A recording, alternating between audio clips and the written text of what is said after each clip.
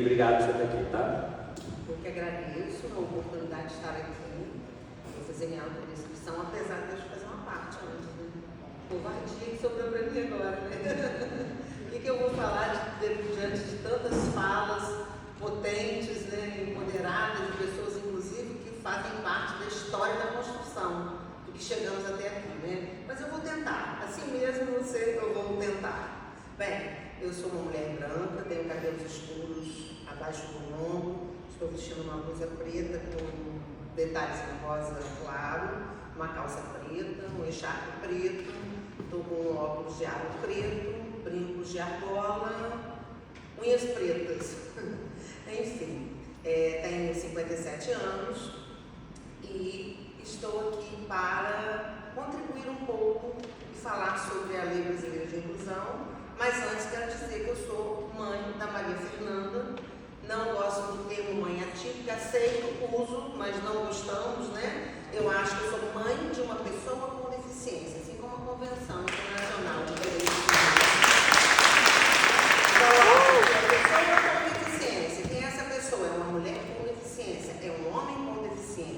É um médico com deficiência, um advogado com deficiência, um vereador com deficiência, eu prefiro me declarar mãe de uma pessoa, de uma mulher com deficiência. Né? Enfim, mas essa é apenas uma questão que a gente às vezes discute, né, Lúcia? E eu gostaria de colocar aqui. Bem, nós viemos aqui para comemorar 10 anos da Lei Brasileira de Inclusão. Muitas falas potentes já foram colocadas aqui. Mas, infelizmente, nós não temos muito tempo para comemorar esses 10 anos da Lei Brasileira de Inclusão, porque este ano tivemos, aí estamos no segundo projeto de lei, né, que tenta abalar as estruturas dessa nossa tão sonhada LBI, que foi conquistada a duras penas, né, como já foi colocado aqui.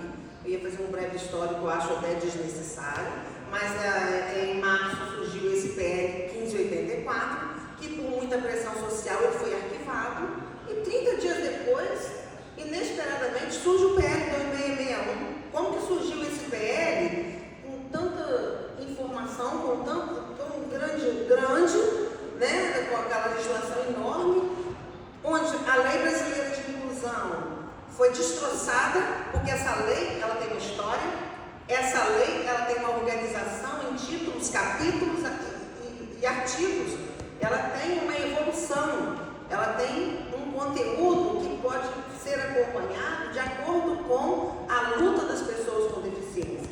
Ela dispõe aqui sobre todas as barreiras que têm que ser enfrentadas para que ela possa ser exercitada.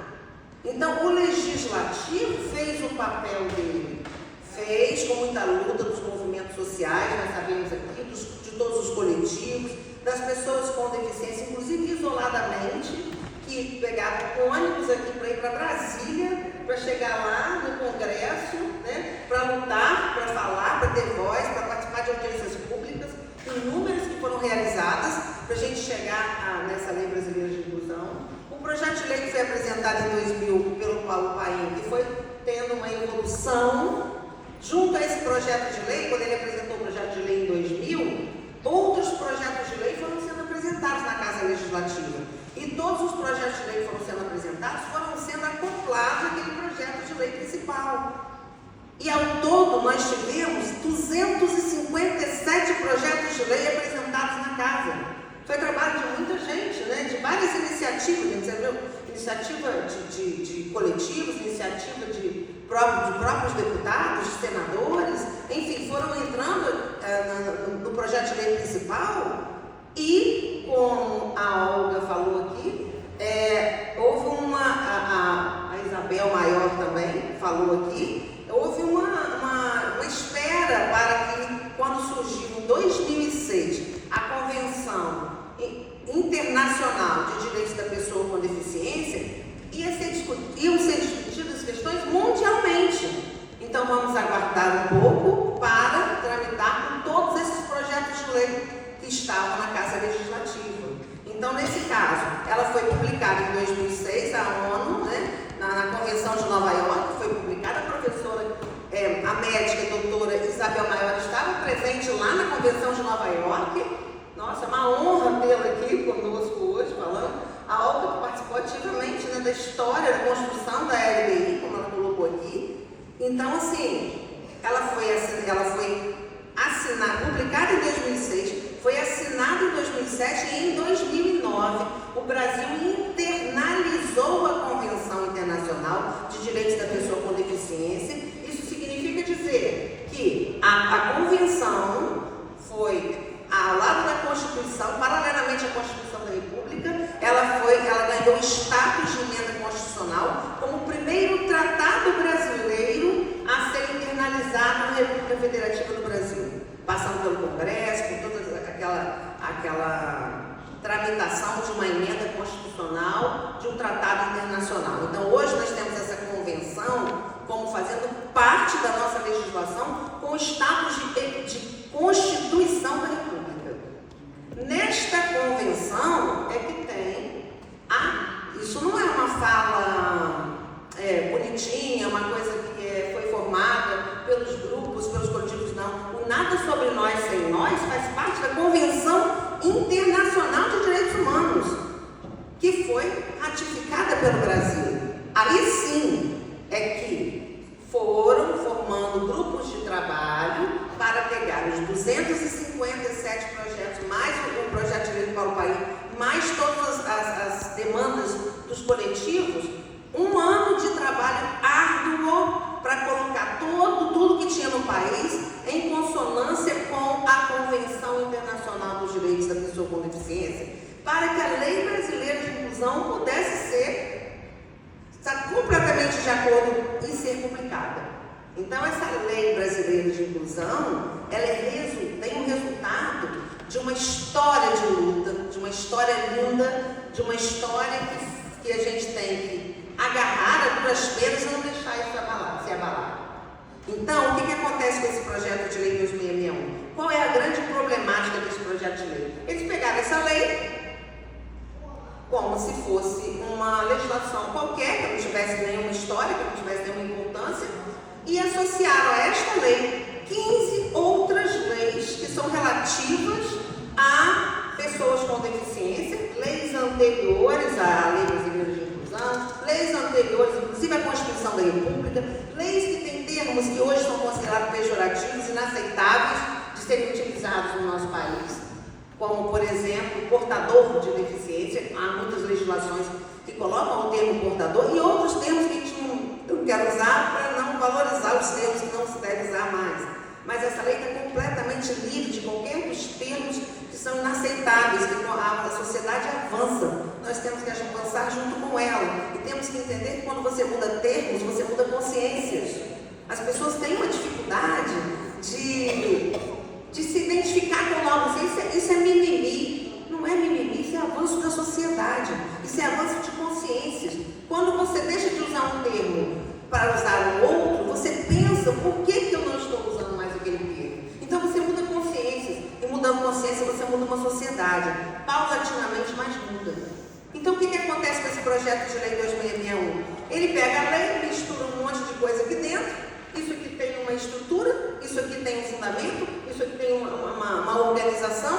Aí junta um monte de coisa aqui, pega a educação e propõe o retorno da escola, né, não inclusiva, segregação novamente. Isso existe um princípio chamado princípio da vedação ao retrocesso. Ele vai ser respeitado? O Duarte Júnior, ele contratou, ele pediu uma avaliação da comissão da Câmara dos Deputados para saber se esse projeto de lei dele se estava ferindo ou não, se sofreria algum risco à comunidade das pessoas com deficiência. Essa comissão, querendo agradar e aprovar esse projeto, disse que não tinha risco, porque uma consolidação normativa no nosso país, juridicamente falando, ela não pode sofrer retrocesso, ela não pode sofrer nenhuma perda e ela também não pode sofrer avanço. Nossa, não pode sofrer nenhum retrocesso? Não pode sofrer avanço? Então, por que isso? Qual é essa proposta? Qual o objetivo dessa proposta? Porque estamos perdendo tempo com medo danado de chegar agora no dia 21 de setembro, tem que concluir já, né? Infelizmente. No dia 21 de setembro, eles querem aprovar toque de caixa, porque 21 de setembro é o Dia Nacional da Luta da Pessoa com Deficiência. Ele quer carimbar o nome dele de qualquer jeito nesse código de setembro, nós temos 40 e poucos dias para lutar e não deixar que isso aconteça. Semana passada, dia 29 de julho, teve uma audiência pública na OAB São Paulo que foi maravilhosa. O doutor Isabel Maior estava presente, o doutor André Coelho, pessoas assim que lutam, que entendem e que são pessoas que entendem assim profundamente dos direitos das pessoas com deficiência, estavam presentes. E um dos membros não pediu o arquivamento do PL 2661, pediu a incineração do PL 2661, porque o 1584 ele foi arquivado e voltou com cara de 2661, que é muito pior do que o 1584. Então, uma pessoa que pediu a fala, pediu a incineração, simbolicamente, ficou como resultado da audiência pública de São Paulo, a incineração e não somente o arquivamento do PL 2661. Como eu tenho que finalizar, eu queria só falar uma coisinha sobre a fragilidade da LDI. O que é a fragilidade da LDI hoje? Nós temos a falta de regulamentação. Então, ao invés de estar morrendo de medo, daqui a 40 e poucos dias isso aqui cair, a gente começar do nada de novo, e aí no dia 3 de dezembro a gente não vai ter nada para comemorar, que é o Dia Internacional da Pessoa com Deficiência, nós temos que lutar pelas fragilidades da lei brasileira de inclusão. Em primeiro lugar, a fragilidade dela é a falta de regulamentação. A avaliação biopsicossocial demanda de... Se essa avaliação biopsicossocial for devidamente regulamentada, muitas barreiras, inúmeras das barreiras serão eliminadas. Porque para tudo uma pessoa com deficiência precisa de um laudo biopsicossocial. E se você for no INSS, o INSS não reconhece. O doutor André Coelho falou na palestra dele, lá na UAB Rio, que ele pediu a aposentadoria do doutor Geraldo Nogueira, e ela foi negada depois de 30 anos no uso de cadeira de rodas, dizendo que não tinham elementos suficientes para... Ih, meu celular começou a falar sozinho. Perdão. Então, assim, só para finalizar mesmo, fragilidade da LDI, falta de regulamentação, a gente tem que regulamentar. Desconhecimento da lei, gravíssimo. A comunidade das pessoas com deficiência não conhece a LDI. A gente precisa divulgar, a gente precisa fazer palestra, campanha pública, né? O pior, a falta de políticas públicas do Poder Executivo, porque o Legislativo já cumpriu o papel dele, está pronto e acabado. A falta de políticas públicas, ela cai o quê? Como o Poder Executivo não está cumprindo a sua função, tudo tem que ser judicializado. Aí vai para o judiciário, o que acontece no judiciário? Os operadores de direito judiciário não conhecem a LDI. Não sou eu que estou dizendo isso não. Quem disse isso foi a desembargadora Regina Passos, na OAB Rio, no dia da audiência dela. Ela disse, gente, quando um advogado, quando vocês forem pleitear qualquer coisa para uma pessoa com deficiência, explique, coloca a lei, coloca a jurisprudência, coloca parte da doutrina, porque as pessoas, os juízes, os defensores, os promotores, eles não conhecem a LDI. Ajude o judiciário a conhecer a LDI quando você fizer algum pedido. Então, assim, o PL 2661 não tem que ser arquivado, ele tem que ser incinerado. Eu vou finalizar usando a LDI que eu acabei de receber aqui, o artigo 4º da LDI, que diz: toda pessoa com deficiência tem direito à igualdade de oportunidades com as demais pessoas e não sofrerá nenhuma espécie de discriminação. No dia que ela for devidamente conhecida, que a eliminação das barreiras for concretizada, nós vamos chegar perto disso aqui. Isso aqui é uma utopia, né? Que a gente precisa correr atrás para realizar. E a gente acredita, e a gente é teimoso, e a gente é corajoso, a gente vai conseguir. Obrigada.